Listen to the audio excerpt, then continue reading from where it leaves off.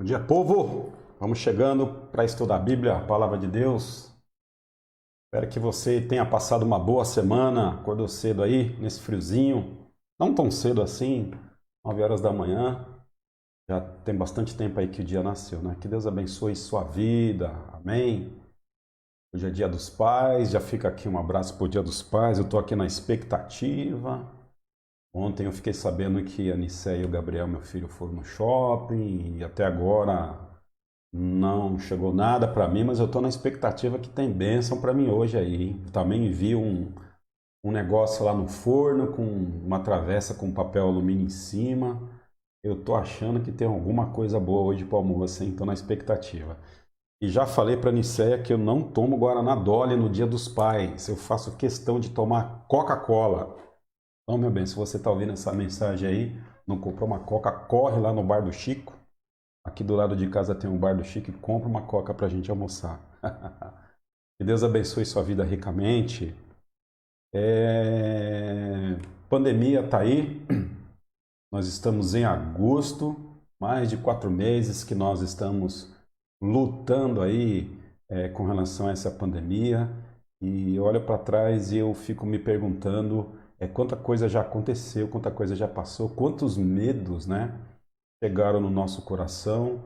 Alguns deles se concretizaram, outros não se concretizaram, mas pela graça de Deus a gente está aqui, louvado seja Deus por isso. Pela graça de Deus nós estamos aqui com a esperança de que certamente vão vir dias melhores. E louvado seja Deus por isso, amém? Que Deus abençoe sua vida ricamente aí, que você fique firme, que você fique forte aí na palavra do Senhor. Amém?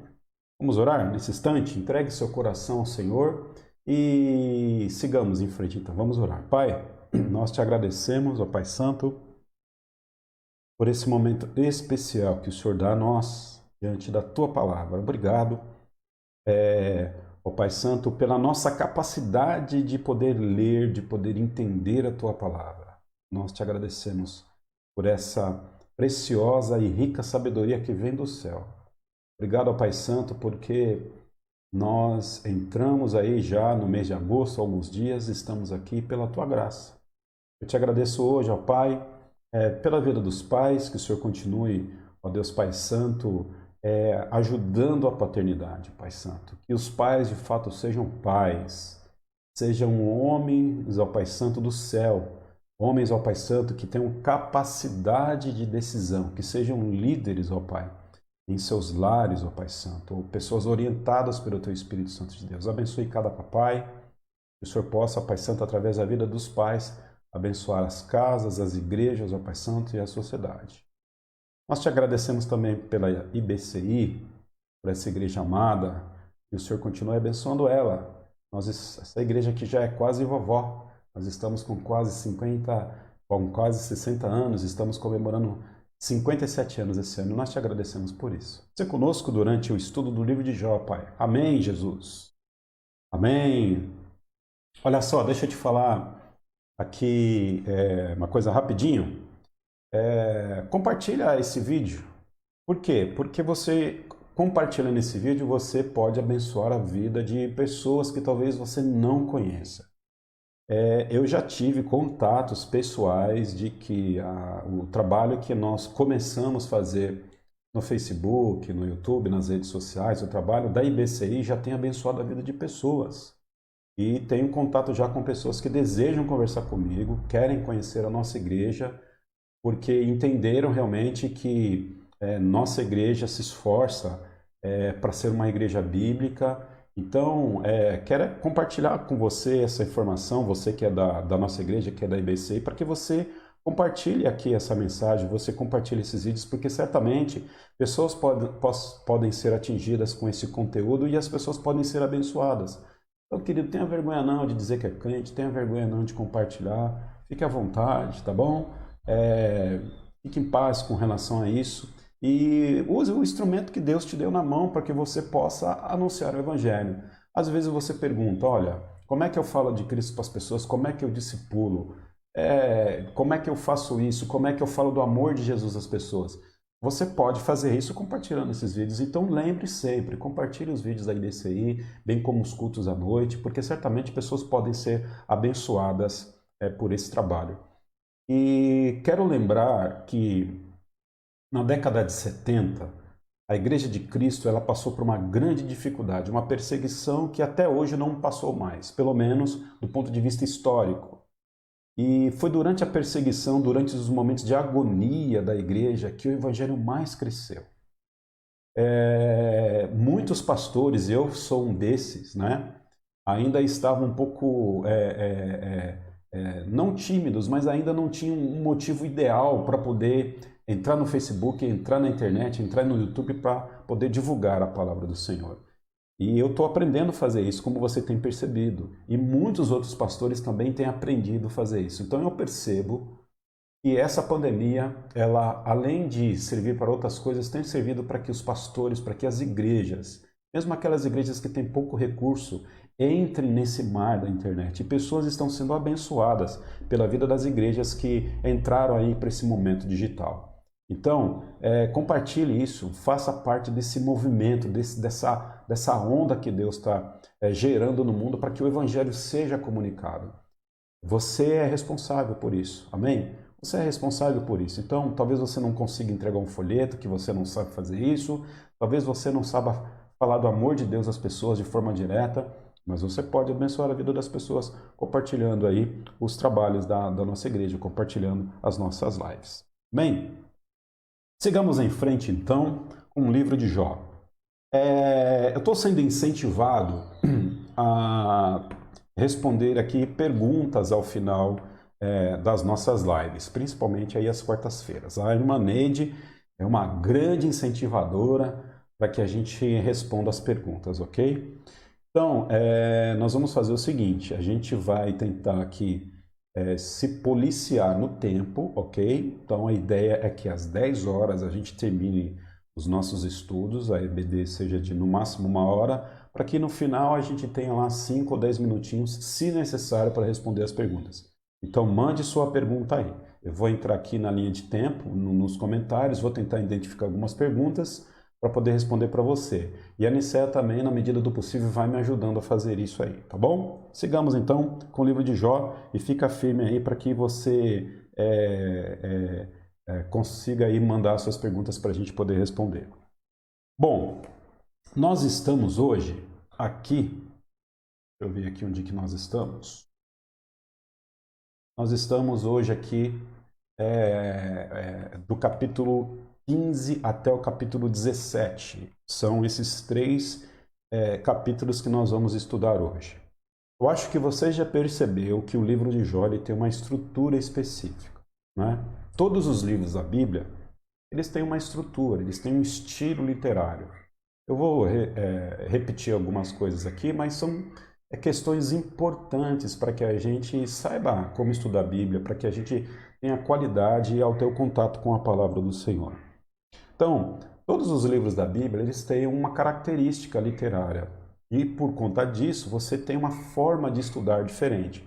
Então, você não pode estudar, por exemplo, o livro de Gênesis conforme você estuda o livro de Paulo, a carta de Paulo aos Romanos. Tudo é palavra de Deus, mas são autores diferentes, épocas diferentes, propósitos diferentes, conteúdos diferentes. Então, lá no livro de Gênesis, basicamente, nós vamos ver ali Moisés descrevendo a criação, descrevendo a história dos patriarcas.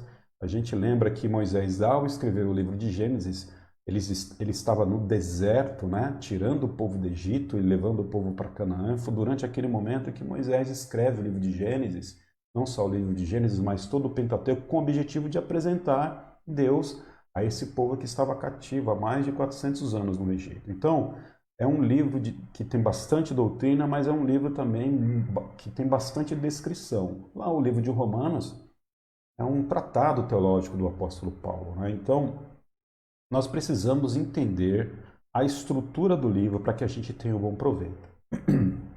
O livro de Jó, ele é um livro de sabedoria, ele é um livro sapiencial, ele é um livro comparado também, é um livro de poesia, ele é um livro comparado ao livro de Salmos, né? Se você perceber, dá uma olhadinha no livro de Salmos, você vai perceber que a linguagem que é usada aqui, desculpe, a linguagem que é usada aqui no livro de Jó é uma linguagem muito parecida também com a linguagem do livro de Salmos, né?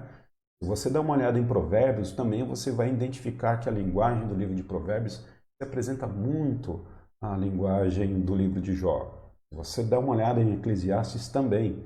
Então, o livro de Jó é um livro que tem uma característica de sabedoria, uma característica de poesia.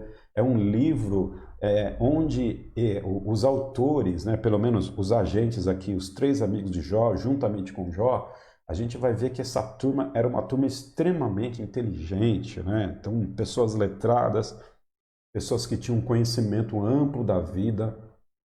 Essas informações, elas são importantes para que a gente tenha um nível mínimo de qualidade para que a gente avance no estudo de Jó, ok? E também, você deve ter percebido que existe uma estrutura aqui no livro de Jó, de discurso, né? Então, a gente tem lá no início do livro de Jó, um diálogo entre Deus e o diabo, aí nós vamos ter lá aquele momento de tentação da vida de Jó, mas a grande porção do livro de Jó é os seus amigos falando e o Jó respondendo, seus amigos falando e Jó respondendo, seus amigos falando e Jó respondendo. O livro, o conteúdo sobre o livro de Jó basicamente é esse. A partir do capítulo 22, Deus já começa a entrar no cenário e aí o livro toma uma outra forma, uma outra proporção. Mas é um livro de discurso, é um livro de diálogo, é um livro de conversa. E existe aí uma conversa central no livro. A conversa central no livro, qual que é? Qual é o problema? O problema é o fenômeno Jó, é o sofrimento dele. Esse é o problema. Jó não está questionando aqui o sofrimento propriamente dito, né? Ele está questionando as causas, porque ele não sabe as causas do seu sofrimento. Uma coisa é a pessoa sofrer e ela saber por que está sofrendo, quais são as motivações do seu sofrimento, as causas.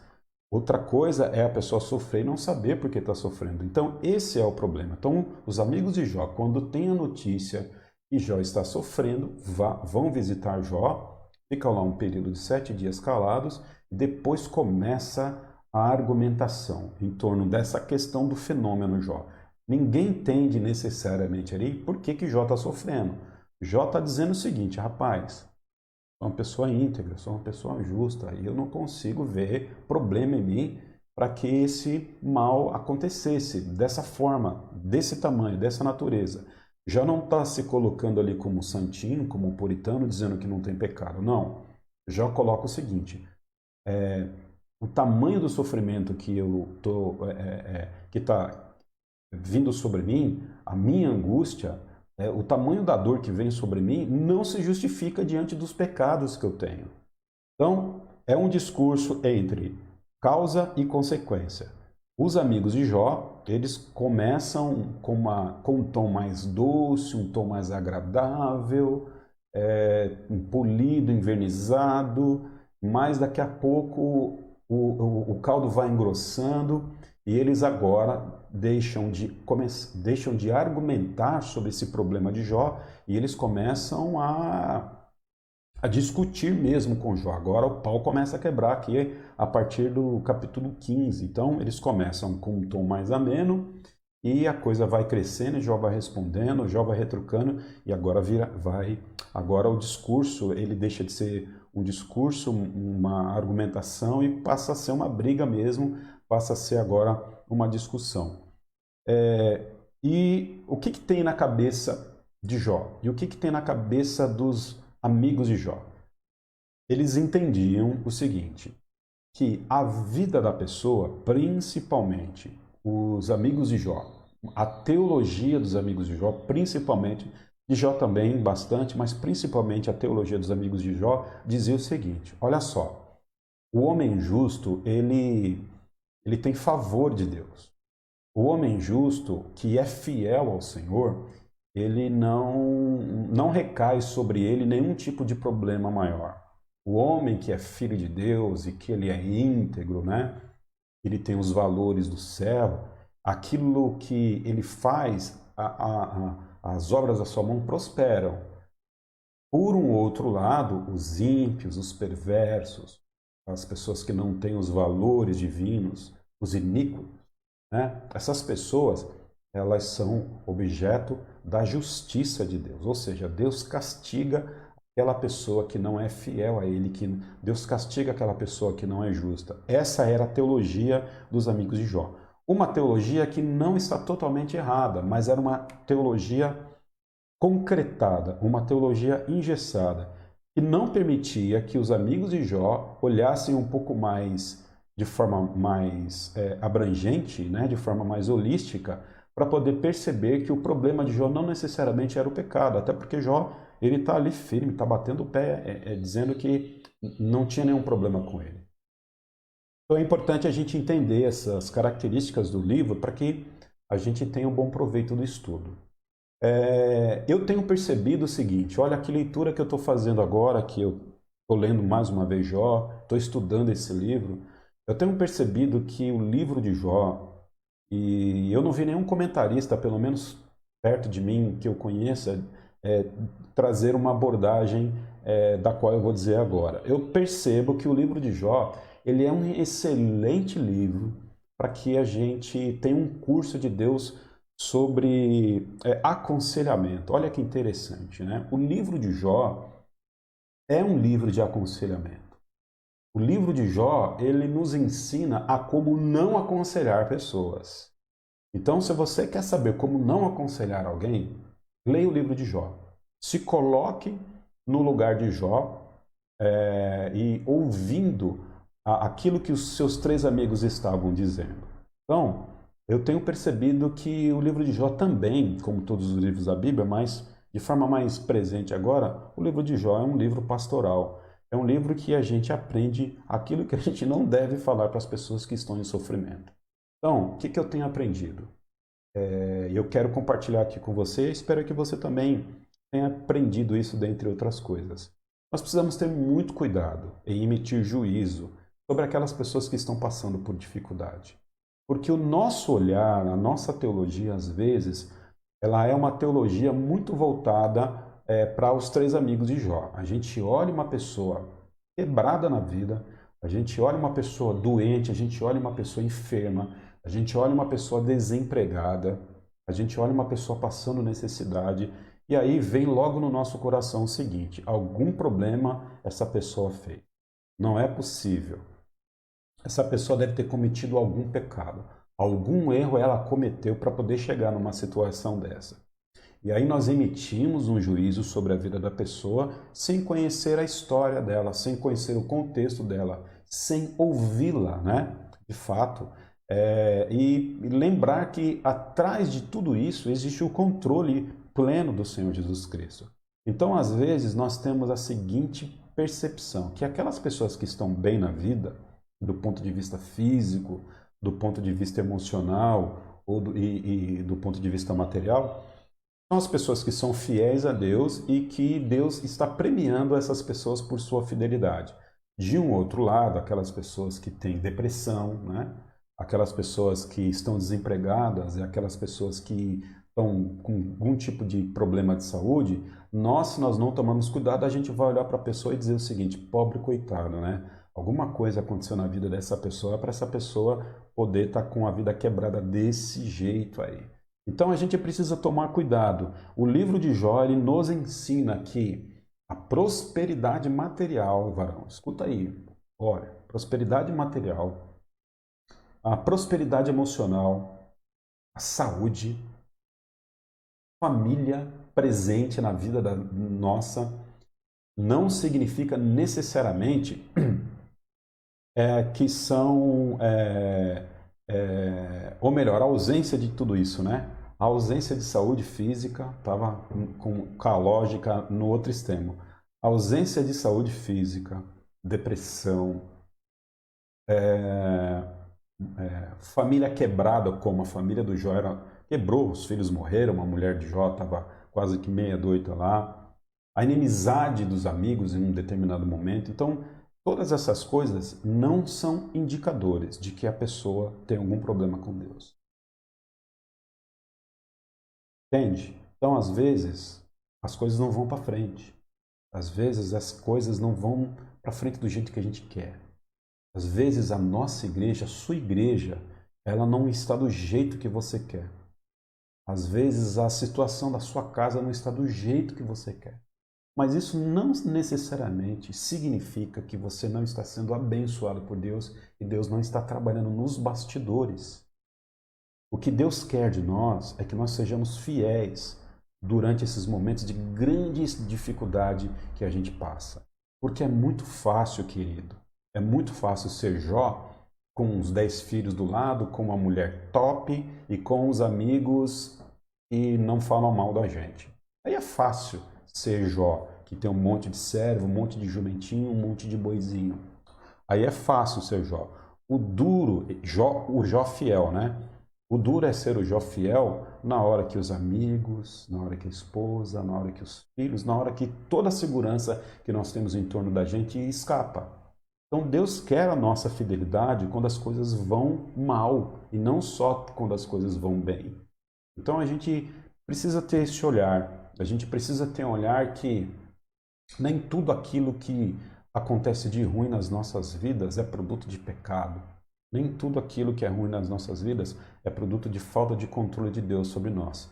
Deus quer que a gente avance patamares maiores, como Jó, ele vai avançar patamares lá na frente. E a gente precisa ter esse olhar, precisamos ter cuidado para que a gente não julgue as pessoas, para que a gente não julgue as situações, porque a gente não sabe o que está atrás do sofrimento. Deus sabe todas as coisas. E Jó não sabia aqui o motivo pelo qual ele estava passando esse grande problema, ok? Dito isto, né, eu sei que eu repeti aqui algumas coisas, mas é sempre importante a gente lembrar de algumas coisas fundamentais do livro, né? Para que a gente aproveite. Dito isto, a gente segue aqui então a partir do capítulo 15. Abre a sua Bíblia aí, eu acredito que você já abriu, né? Jó capítulo 15. Da argumentação à discussão. Então nós temos aí mais uma porção de discurso em 3 capítulos, de 15 a 17. E eu, como sempre, não necessariamente vou ler aqui na íntegra todo o texto. Eu aqui acredito que você esteja lendo o livro aí na sua casa, né? Até por uma questão de tempo a gente não consegue ler todo o texto e fazer a exposição de cada versículo. Mas nós temos aí uma porção de 15 a 17. E essa porção vai mostrar para nós que agora o tom da conversa dos amigos de Jó, eles mudam. Foi a primeira pessoa, foi o primeiro amigo de Jó que lá atrás começou o discurso, né? Então, eles são muito educadinhos, né? Muito polidinhos, educado do ponto de vista formal, eu digo, né? Então, é um falando de cada vez, a gente não vê aqui ninguém aqui atravessando a conversa. E agora ele faz o primeiro discurso, deixa os seus 2 amigos fazendo os outros discursos, cada discurso de um amigo Jó vai respondendo. Agora ele faz aqui, entra novamente com o seu discurso. E aqui agora a gente vai perceber, eu acho que a crueldade é uma palavra excelente aqui para esse amigo de Jó. Ele nos ensina como não aconselhar o coração de uma pessoa que está ferida. Ele faz agora, então, ele dá o tom de que a conversa, ela muda de nível, ela piora agora. Então, na verdade, aquela argumentação sobre o sofrimento de Jó passa a virar aqui uma forte acusação. Vamos lá, então? Ele faz 2 advertências aqui a Jó. A primeira delas é de capítulo 15, de 1 a 16. Jó não tem sabedoria, né? Então ele vai advertir Jó acerca disso. E também ele vai advertir Jó lá a partir do verso 17, do capítulo 15, e Jó, que Deus julga o perverso. Está vendo a teologia desse camarada? Não que Deus não julgue, Deus julga o perverso, mas o tom do discurso dos amigos de Jó estão todos voltados para essa questão, né? Misericórdia, Senhor. esses amigos aqui, que na verdade eram amigos, como a gente já comentou. Sigamos lá em frente, então. Ele faz duas advertências. Verso 1. Então Elifaz de Temã respondeu: responderia o sábio com ideias vãs? Ou encheria o estômago com vento? Argumentaria com palavras inúteis? Com discursos sem valor? Mas você sufoca a piedade e diminui a devoção a Deus. O seu pecado motiva a sua boca. Você adota a linguagem dos astutos. É a sua própria boca que o condena, e não a minha. Os seus lábios depõem contra você. Jó está ouvindo agora aqui de Elifaz que as ideias de Jó são ideias vãs. As ideias de Jó são como o vento ao tentar encher o estômago. As ideias de Jó, ou os seus argumentos, são como palavras inúteis com um discurso sem valor. Então vamos lá. Ele parte aqui agora para a briga, para o confronto direto. Ele está dizendo aqui que Jó não conhece o que está falando, né? Ele está dizendo aqui que tudo aquilo que Jó pensa, que tudo aquilo que ele constrói de vida, tudo aquilo não tem valor, tudo aquilo é vão, tudo aquilo não se alicerça realmente na palavra de Deus. E ele ainda diz que as suas palavras são como vento na tentativa de encher o estômago e alimentar. Então, Jó agora, ele está sendo acusado, né? Adverte Jó através de acusações, dizendo o seguinte: você é uma pessoa desinteligente, você é uma pessoa que não é sábia, na verdade. E a gente sabe que Jó era uma pessoa sábia. Pela própria linguagem de Jó, e não só isso, né? O próprio testemunho que o Senhor dá acerca da vida de Jó no início do livro vai dizer que Jó era uma pessoa extremamente sábia. Agora, se coloque no lugar de Elifaz. Imagine que você tem uma pessoa que é seu amigo, uma pessoa muito próxima a você, e de repente essa pessoa perde seus filhos, a sua mulher começa a virar a casaca, essa pessoa perde os seus bens. Você já viu alguém sofrendo? Você já viu alguém acometido de uma doença próxima à morte, uma doença que talvez possa trazer a falta de esperança à pessoa? Você já se imaginou indo no hospital, visitar uma pessoa acidentada que perde a sua família num acidente? A pessoa está toda quebrada lá, morre, não morre, mas ainda está falando, ainda está consciente. Você já se imaginou dizer para essa pessoa o seguinte? Aí essa pessoa começa a lamentar a vida, essa pessoa começa a desejar a morte, essa pessoa começa a amaldiçoar o dia que ela nasceu. Essa pessoa começa a dizer o seguinte: puxa, não é possível isso ter acontecido comigo, porque sou fiel ao Senhor, eu vou para a igreja lá, enfim, atravesso os velhinhos na rua, na faixa, cumpro com todas as questões que a sociedade pede para mim, não é possível que isso aconteceu com a minha vida. E aí você imagina essa pessoa começando a se lamentar, se justificando, e você dizer para essa pessoa o seguinte: ó, deixa eu falar uma coisa para você. Você é um tagarela. Todas as suas palavras são palavras vãs, que não têm fundamentação nenhuma. Você está aí tentando criar argumento inútil. Trazer esse tipo de fala para uma pessoa nessa situação mostraria o que, na verdade? Mostraria que a pessoa não tem um mínimo de compaixão, mostraria que a pessoa não tem um mínimo de empatia, mostraria que a pessoa realmente é uma pessoa que está desconectada à realidade. Então, como o próprio Jó já disse aqui no capítulo 14, né, seria melhor que os amigos de Jó ficassem com a boca fechada. Às vezes falta sabedoria na gente, né? E não é comum, não é incomum a gente ver que de vez em quando, no afã de querer trazer algum conforto ou no afã de tentar justificar o Deus justo e santo, a gente acaba cometendo pecados e acusando pessoas daquilo que elas não fazem. A nossa santarrice, às vezes, né, ela pode fazer com que a gente agrida pessoas.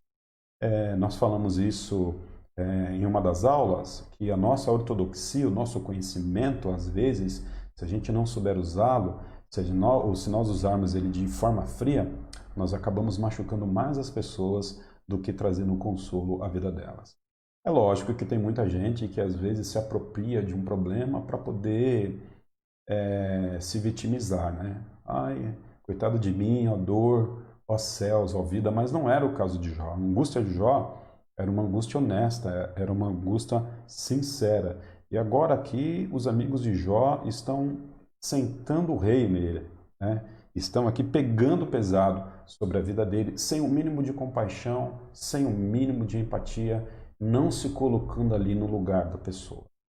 Então, uma forma de você não aconselhar é você acusar a pessoa daquilo que você nem sabe de fato qual é o motivo pelo qual ela está passando por aquela necessidade extrema. E a gente precisa lembrar, Jó não tinha quebrado o dedinho da unha aqui. Ou melhor, Jó não tinha quebrado a unha do dedinho aqui. Jó realmente estava com um problema muito grande. O verso 5, dá uma olhada aqui no que fala ele faz. O seu pecado motiva a sua boca. Você adota a linguagem dos astutos. Jó está dizendo, está dizendo que as palavras de Jó eram palavras motivadas pelo pecado que ele havia cometido. Aí eu te pergunto, né? Qual é o pecado de Jó? Eles, até nesse momento, não apresentaram o pecado de Jó. Eles só disseram o seguinte: Jó, você está em pecado, confessa logo esse negócio aí. Então, a gente pode perceber que eles, na sua teologia, né, na sua sabedoria, eles estão até a página 2, porque eles dizem o seguinte: Jó está em pecado, mas eles mesmos não conseguem identificar qual é o real pecado de Jó. Então, agora aqui, o argumento ele passa de um argumento para discussão, para tentar persuadir Jó daquilo que eles estavam dizendo. É muito comum o seguinte: quando você não tem argumento, você não tem base para você argumentar contra ideias de outras pessoas, isso é muito bem feito na política, né? Principalmente na política brasileira. Quando você não tem argumento contra o seu adversário, quando o seu adversário, ou pelo menos aqui no caso de Jó, o amigo de Elifaz era Jó, né? Quando a pessoa que está do outro lado tem argumentos mais fundamentados que o seu, e você não consegue abrir brecha ali para quebrar o argumento da pessoa, isso é muito usado. Você começa a acusar a pessoa com a proposta de irritar ela e de tirar ela do seu bom senso. Então, ele faz agora, ele para de argumentar, na verdade. Então, da argumentação agora, ele começa a tentar criar ali uma discussão. Ele quer ganhar no grito, na verdade. Então, ele vai acusando, vai dizendo que Jó não é sábio, ele vai dizendo que Jó está em pecado, ele vai dizendo que as palavras de Jó são meramente palavras ao vento, são palavras inúteis. Esse é o discurso que ele faz. Um discurso triste e, na verdade, traz acusação ao coração de Jó. Ok? Verso 17 a 35. Então, a gente vê aí que ele está advertindo Jó de forma acusatória de que ele não tem sabedoria. A partir do verso 17 a 35, a gente vai ver Elifaz dizendo que Deus julga o perverso. Está vendo aí? Deus julga o perverso. Então, Jó estava naquela situação, segundo a teologia de Elifaz, porque Jó era uma pessoa perversa e Jó havia caído no juízo de Deus. Essa era uma teologia deles, né? Eles conheciam Deus apenas nessa perspectiva, daquele Deus que passava a mão na cabeça do filho quando ele acertava e ele dava uma chinelada no traseiro quando esse filho errava. De fato, quando a gente olha, vamos pensar aqui, queridos, ó, quando nós olhamos lá para o Antigo Testamento, vamos pegar aqui o livro de Deuteronômio, vamos pegar aqui o livro de Levítico, nós vamos perceber que existia ali, ao se estabelecer a lei, se instituir a lei, os decretos de Deus, é muito comum nós vemos Deus dizer o seguinte: se você for fiel, você vai receber bênção. Se você for infiel, você vai receber castigo. E, de fato, Deus, no Antigo Testamento, ele chegou a abrir chão e matou um bocado de gente lá no arraial dos hebreus por conta de pecados. E Deus mandava apedrejar mesmo, Deus mandava cortar no fio da espada mesmo, o juízo de Deus caía, fogo do céu que caía, terra que abria, e a coisa não era fácil não. Mas nós precisamos lembrar que o povo hebreu ficou 430 anos cativo no Egito. Esse povo havia praticamente perdido a sua identidade, não sabiam quem eram, não sabiam necessariamente mais qual era a sua religião, quem era seu Deus. Então houve uma necessidade em Deus trabalhar de forma didática a esse povo, uma vez que, eu vou usar aqui uma expressão, uma vez que esse povo era um povo infantil do ponto de vista do conhecimento de Deus. E às vezes com criança a gente tem que dizer assim, olha, se você fizer a coisa certinha, o papai ou a mamãe dá um doce para você. Se você fizer a coisa errada, a gente te dá aí uma chinelada no traseiro. Então Deus ele agiu com o povo hebreu naquela época daquela forma porque era necessário para que o povo olhasse para o Senhor, porque era um povo do ponto de vista religioso, um povo primitivo. Eu estou usando aqui a palavra primitivo com colorido de infantil, né? Um povo infantil do ponto de vista da sua religião. Então era necessário que Deus trabalhasse daquela forma. Quando a gente tem a revelação no Novo Testamento, mais do que fazer coisa certa e fazer coisa errada, Jesus agora nos chama para as questões morais do reino, para as questões da graça. A questão é, pode ou não pode fazer? A questão é o que motiva você fazer as coisas que você está fazendo. Então a responsabilidade acerca da nossa fidelidade com relação ao nosso Senhor, ela aumenta. Lá no Antigo Testamento, basicamente a nossa ação e a nossa reação diante das Escrituras Sagradas e da revelação do Senhor é uma revelação binária. Sim, não. Não e sim, né? No Novo Testamento, Jesus ele diz o seguinte, olha, amarás o teu Deus com todas as tuas forças, com toda a tua alma e com todo o teu entendimento.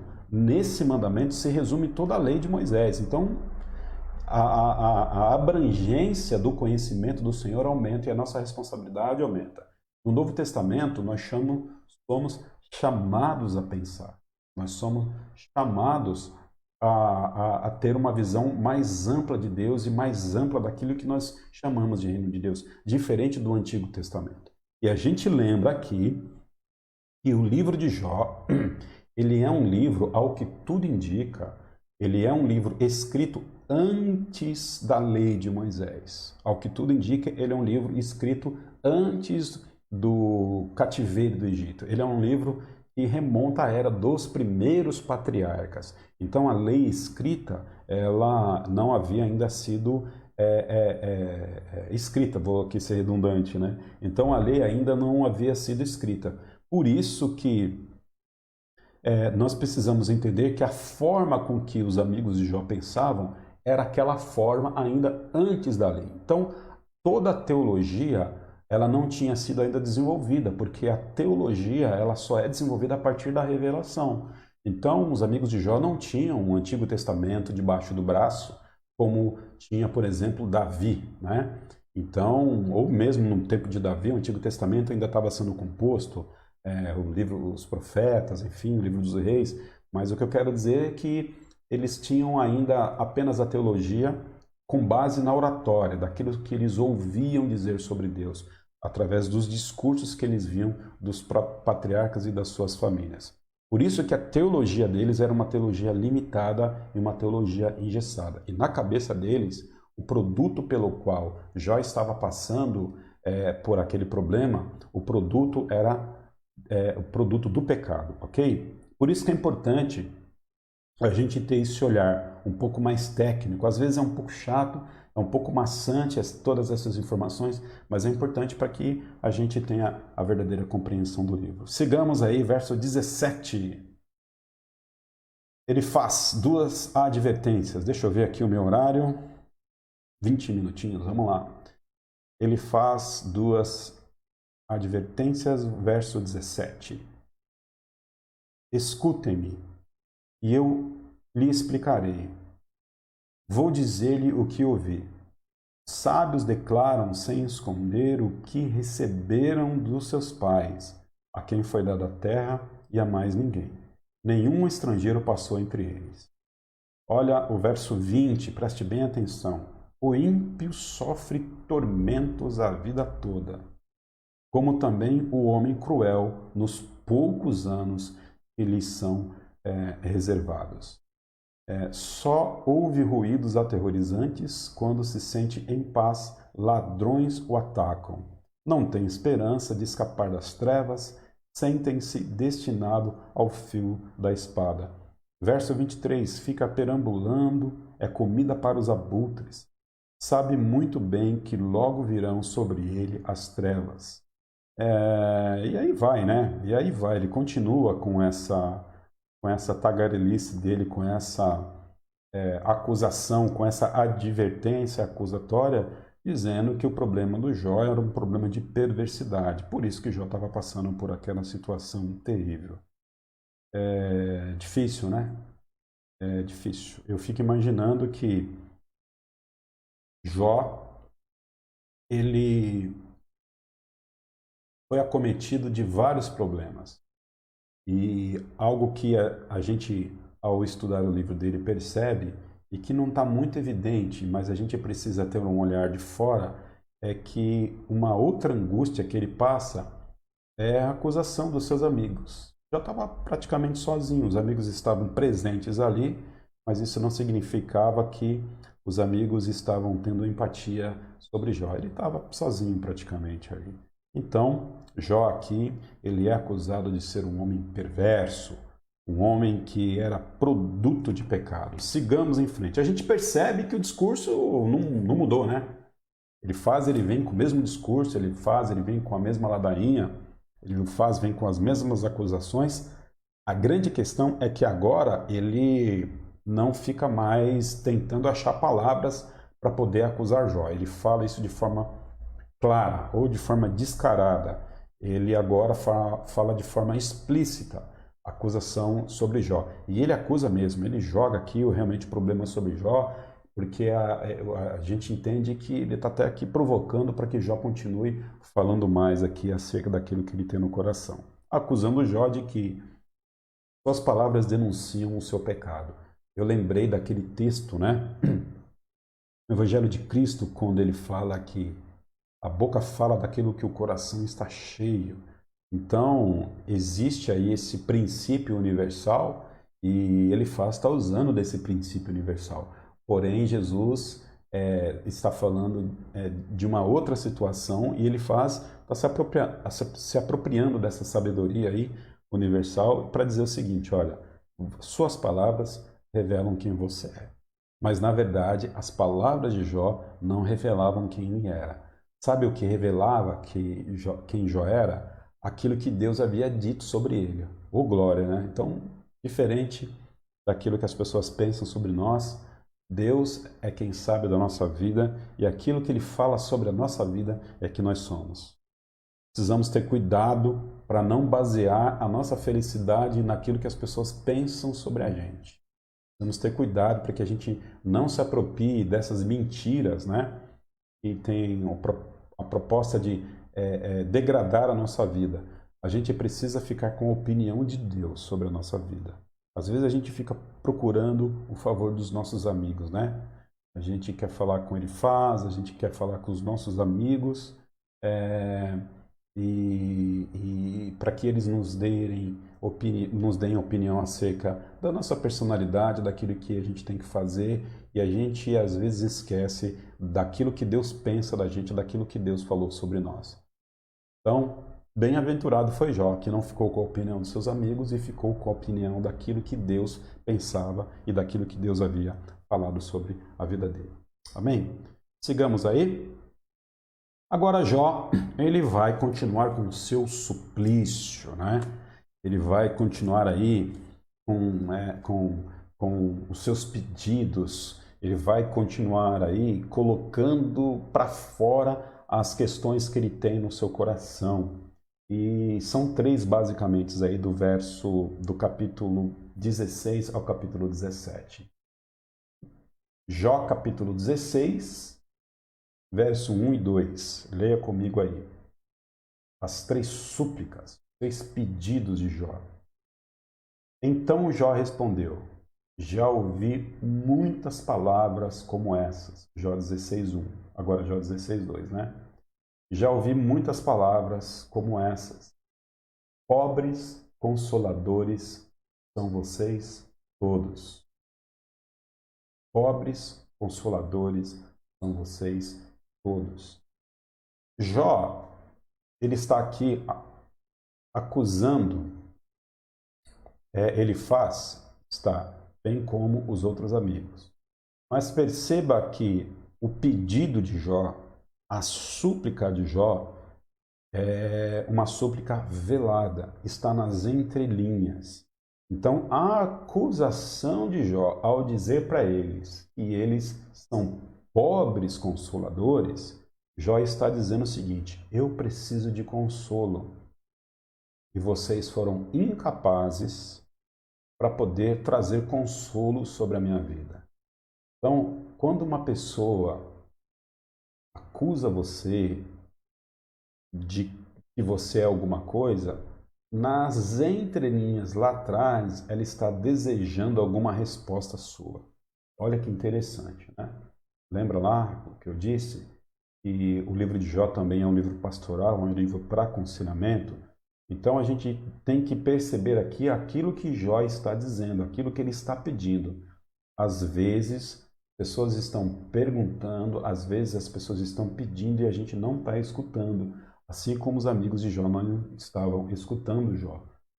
Jó estavam dizendo que eles eram pobres consoladores. Jó queria consolo. Jó queria consolo dos seus amigos. E o que seus amigos podiam fazer para poder consolá-lo? Jó sabia que os seus amigos não podiam trazer os seus filhos de volta. Jó sabia que os seus amigos não podiam trazer a prosperidade financeira de Jó de volta. Eles até podiam dar uma ajudinha, mas eles não podiam trazer toda a riqueza de Jó de volta. Jó sabia que seus amigos não podiam trazer a saúde dele de volta. Jó sabia disso. Mas mesmo assim, de forma subliminar aqui, Jó está pedindo consolo aos seus amigos. Então, consolar uma pessoa não é necessariamente você dar para ela aquilo que ela está precisando, ou pelo menos aquilo que ela perdeu, mas é você mostrar apoio e solidariedade àquela pessoa. Então, consolo serve para isso. A presença é uma forma de você consolar as pessoas, né? A gente repete, e talvez essa fala ela sempre vai perpetuar no livro de Jó. Às vezes a presença vale mais do que um abraço, às vezes a presença vale mais do que uma fala, às vezes a presença vale mais do que qualquer outra coisa. Estar perto da pessoa que está passando por aquele momento. Jó sabia que ele precisava ser consolado. E Jó está aqui acusando os seus amigos que eles eram pessoas pobres de consolo, pessoas que estavam totalmente apáticas a essa situação. No afã de tentar defender a justiça de Deus, no afã de tentar defender a sua teologia, no afã de tentar defender os seus argumentos, os amigos de Jó, no caso aqui Elifaz especificamente, eles não conseguiam dar um passo atrás para poder escutar aquilo que Jó estava dizendo. Então, o que eles podiam fazer? Elifaz não tinha como concordar com Jó, porque os discursos dos amigos e também de Elifaz vinham sendo construídos nessa base de que Deus ele castiga o homem perverso, Deus castiga o homem pecador. E ele começa a argumentar com Jó e Jó contrapõe os seus argumentos, isso acaba numa discussão e eles agora não podem voltar atrás. Eles não têm a humildade de voltar atrás e dizer o seguinte: olha, Jó, de fato a gente exagerou um pouco aqui, você nos perdoe, vamos consertar aqui algumas falas, vamos consertar aqui algumas expressões para que a gente aí siga na nossa caminhada de consolo contigo. Jó está acusando aqui essas pessoas de pobreza de consolo. Jó queria o consolo deles, Jó queria o abraço deles, mas Jó não estava obtendo isso deles. Ok? Súplica por justiça. Capítulo 16, verso de 15 a 22. Deixa eu ver se tem algo mais interessante aqui para comentar com os irmãos. No capítulo 16, aqui no início. Olha, vamos dar uma olhadinha no verso 4 aqui antes. Dá um pulinho aí no verso 4 comigo. Jó 16, 4. Interessante aqui esse versículo. Bem que eu poderia falar com vocês. Se estivessem em meu lugar, olha só o que Jó está dizendo. Ó. Bem que eu poderia falar como vocês. Se estivessem em meu lugar, eu poderia condená-los com belos discursos e maniar a cabeça, ou seja, balançar a cabeça, né, contra vocês. Sabe o que é maniar a cabeça? Você olhar para uma pessoa assim e fazer assim, aquele balançar de cabeça que emite juízo. E Jó disse o seguinte para eles: olha, se eu estivesse no lugar de vocês, acho que eu poderia fazer o mesmo que vocês estão falando aí. Se eu estivesse no lugar de vocês. Ou seja, né, Jó está mostrando mais uma vez, também de uma forma negativa, que eles não estavam no lugar de Jó. Jó está aqui clamando por consolo, Jó está aqui clamando por empatia, ou pelo menos acusando seus amigos de falta de empatia. Vamos lá para o verso 15.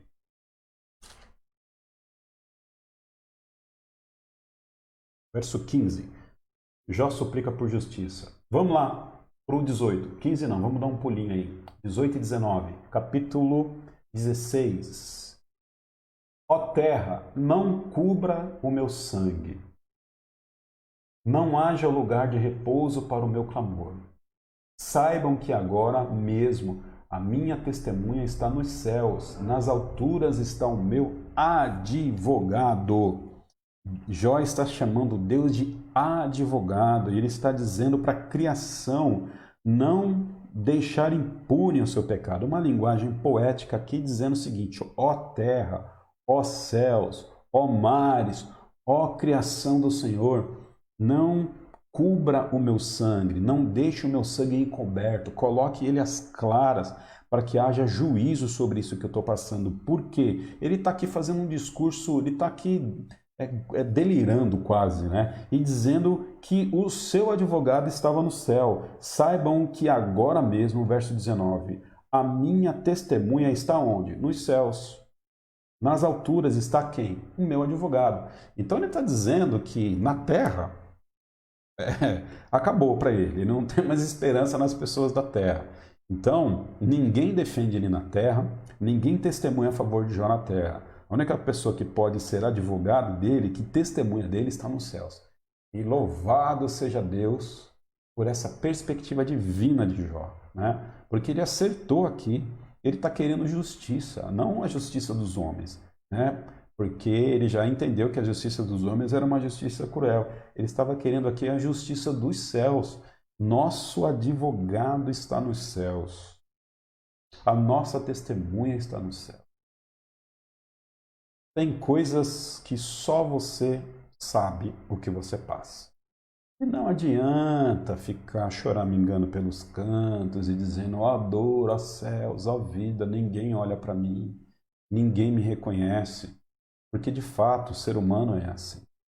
Nosso advogado está nos céus, nossa testemunha está no céu. É o Senhor quem advoga sobre a nossa causa. É Ele quem traz justiça, ou é Ele quem nos justifica. Então Jó está aqui fazendo uma súplica, fazendo uma oração por justiça. Ele não desejava que o problema dele passasse impune. Agora parece que a ideia é que ele desvia o olhar dos seus amigos, ele olha para o céu e ele agora clama por justiça diante do Senhor. Algo como se fosse a ideia de que ele agora vira a face e está ignorando ali os seus amigos, dizendo o seguinte: olha, eu já vi que com vocês eu não tenho chances, né? De amor, de piedade, de consolo, de justiça, mas graças a Deus eu sei que o meu Deus que está nos céus é um Deus que pode trazer salvação sobre a minha vida. Então, isso mostra que Jó está firme ali no propósito, dizendo que ele é uma pessoa justa, dizendo que ele é uma pessoa que tem fidelidade com Deus. Tem que ter muita convicção, hein? Tem que ter muita convicção, porque pela metade do sofrimento de Jó, que metade? Qualquer coisinha que acontece às vezes na nossa vida, a gente já acha que está em pecado, e Jó está segurando ali, dizendo, não, eu vou morrer aqui, mas eu acredito que o motivo pelo qual eu estou passando não é um motivo de pecado específico. E Jó está ali dizendo de fato que Deus ainda é sua testemunha, que Deus é o seu advogado. Ok? Súplica pela morte. Jó 17, de 1 a 16. Jó 17, capítulo 1, diz o seguinte: meu espírito está quebrantado, os meus dias se encurtam, a sepultura me espera. Suplício, tortura, já estava ali dizendo que está indo para a morte, já está ali dizendo que vai para a sepultura. Meu espírito está quebrantado. As traduções trazem: meu espírito está deprimido. Né? Deprimido. Deixa eu falar uma coisa para você, crente, vaso ungido do Senhor. Depressão não necessariamente ela é de origem espiritual. Depressão não necessariamente é de origem de pecado. Muitas depressões que acometem na nossa vida são causadas pelas pressões da vida e também causadas por fatores físicos. Crente fica com depressão sim, tá bom? Crente fica com depressão sim. Precisamos ter cuidado ao nosso coração. Está muito tristinho aí? Não sabe de onde isso está vindo? Já falou com seu pastor? Já orou? Está sendo honesto com seus sentimentos? Procure uma pessoa para poder te ajudar. Procure orientação, porque talvez isso possa ser um indício de que você possa estar aí entrando numa depressão. Okay? Então, fique com essa informação aí que é importante. Jó estava aqui com o seu espírito quebrantado. Jó estava aqui com uma tristeza profunda e o suplício dele era tão grande e ele só olhava a sepultura na sua frente. Verso 13 a 16, para a gente terminar. Jó capítulo 17, de 13 a 16, diz o seguinte: ora, se o único lar pelo qual espero é a sepultura, se estendo a minha cama nas trevas, se digo a corrupção mortal, você é meu pai, e se aos vermes digo, vocês são minha mãe e a minha irmã, onde está então minha esperança? Acabou a esperança. Jó está morrendo ali. Quem poderá ver alguma esperança para mim? Descerá as portas do céu, ou as portas do Hades, da habitação dos mortos, né? Ou as portas do inferno, né? Desceremos juntos ao pó. Ele termina aqui com esse discurso fatídico, olhando para frente, e no seu suplício, na sua dor, na sua tortura, ele agora está ali encarando a morte, porque ele acredita de fato que ele vai morrer. Amém? Interessante que Jó não morre, mal sabe ele o que tem aí pela frente. Eu quero aqui trazer uma aplicação ao nosso coração nessa manhã, dizendo o seguinte: Nós não sabemos, você não sabe o dia de amanhã. Você não sabe o que Deus tem para a sua vida. Talvez você esteja passando por uma dificuldade extrema e tremenda. E você está se esforçando aí, né? Se agarrando. Ô Senhor, eu estou me esforçando. E você não vê saída. Mas saiba que Deus, assim que desejar, no momento dele, se você se manter fiel ao Senhor, fiel mesmo, sabe, fiel? Fiel no seu olhar, fiel no seu falar, fiel com seus pensamentos. Se você se manter fiel ao Senhor, não arredar o pé daquilo que a palavra de Deus diz. Deixa os outros falar, gente. Deixa os outros falar, deixa os outros comentar, deixa os outros jogar pedra. Não tenta se auto-justificar, não. Lembra lá? Deus é o seu advogado. Deus é sua testemunha. Deixa os linguarudos falar. Deixa as línguas de trapo falar. Né? Deixa. Persevera naquilo que o Senhor deu para você. Persevera no teu ministério, na tua igreja. Persevera no teu casamento. Persevera no teu trabalho. Persevera nas coisas que são honestas, nas coisas que são justas. Faz essa coisa direitinha. Não está tendo reconhecimento? Caminha. Siga em frente. Deus está trabalhando. Jó esperava que a morte estava diante dele. Mas mal sabia que Jó iria ter o dobro de bênção na sua vida que ele tinha quando ele tinha uma vida boa. Então Deus tem coisa boa para você. Eu creio em nome de Jesus que Deus tem coisa boa para a tua vida. Deus tem coisa boa para a tua igreja. Deus tem coisa boa para o teu lar. Deus tem coisa boa para o teu trabalho. Seja fiel ao Senhor e persevere. Vamos aprender com a vida de Jó. Vamos aprender que pessoas podem até falar de nós, mas nós precisamos saber que a nossa testemunha, o nosso advogado está no céu. E a gente precisa olhar para frente, porque Deus tem coisas boas para fazer na nossa vida. Não desista. Amém? Fica firme aí no posto. Que Deus abençoe sua vida. Deixa eu ver se a gente tem aqui alguma perguntinha. Deixa eu tentar aqui rastrear nos comentários. Alguma pergunta? Alguma pergunta? Ok. Parece que não tem pergunta. Deixa eu ver aqui. Tavinha, dou glória a Deus, porque Ele é o único. Deus abençoe Tavinha. Tavinha, que Deus abençoe. O Paulo lá dos... Rapaz, eu tô chique, hein, rapaz? Tem gente até dos Estados Unidos vendo aqui essa live, hein? Até os gringos lá do Tio Sam estão assistindo aqui essa live. Paulo, beijo no coração. Paulo já é gringo, já.